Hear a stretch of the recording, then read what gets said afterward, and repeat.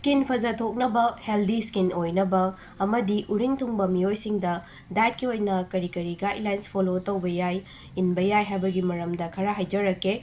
Maruoina skin gi damaktadi skin gi consultant dermatologist lairiba mayamsida soidana consult taubiyo, details oina makoina loina pirakani. Anbada balance diet chabiba healthy oiba, carbs, fat, mineral, protein, fiber makhal khara suna niyom chumna chabiba, masina aigi whole body isa parakpada skin ju kanaba yaurakani, aduna khoina healthy oiba afaba chinjak matam gi phangiba season gi fruits vegetables phajana chabiba si machangi.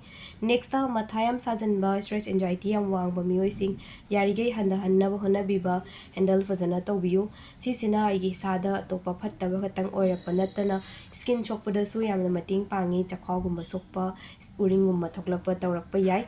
Next ta koigi chini yawa pochaising yarige totally avoid taubiro, refine oibasing chini haraga chini masama khatang nattaba topa chini yauribasing su yarige chabidaba.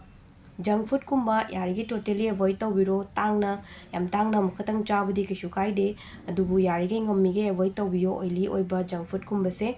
Duga koigi hydrate oraga leiba ising pajana thakpiyo, nomagi ising kaudana dum thakpiba, duga thakpa matamda su kadum phammaga dum pajana filter taunaba thakpiyo. Next ta koigi seed mix kumba yam chaba yai, flax seed, sunflower seed, adegi chia seed dum kanai, skin da su kanaba yamna pi, omega 3 gumba dum phangi. Almond, walnut kumba dum dry fruit oibasing chabiba yai. Mathangda cooking oil mayamna khalle thau yam chabasi uring yam thoe, yam skin da yam soe haina thau chabai kanaba lei, omega 6 kumba phangi.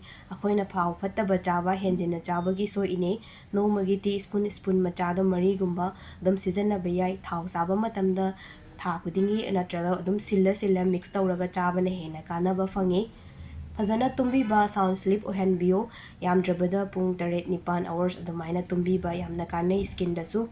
Aroibada AVC juice kumba thakpase skin da yamna health tawe, aina hana so hapjagrabani. Detox water gumba thakpiba yai, khoi ising da thabi gumba degi champra sing duga khoina apple gumba adum infuse tauraga ising da tingaga thakpa simbusu yai.